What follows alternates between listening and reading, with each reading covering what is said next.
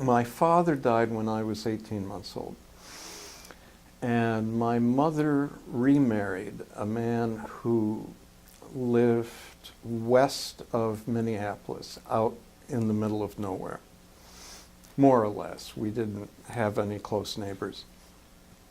And I mention all this because he had in his house an old-fashioned library with bound books. It was really there as an accoutrement to being a gentleman. But I was impressed by all of these books, and what happened to me as a child and as a young adult was that I had the considerable advantage, in some ways, of being a fairly lonely kid.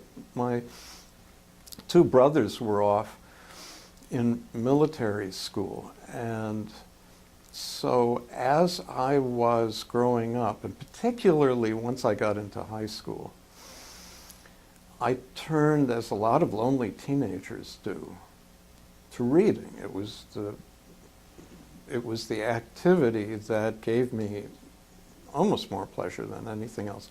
Movies too, but particularly reading, and I began to amass a library of my own.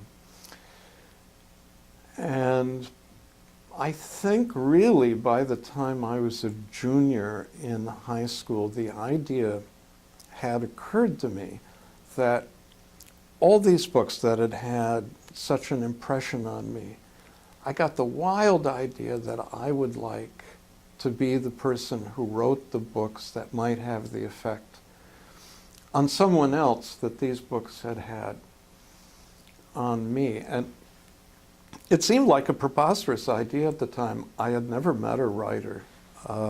My mother had known some writers in Minneapolis. Sinclair Lewis had been a neighbor of theirs, and she had a stack of letters from him this thick.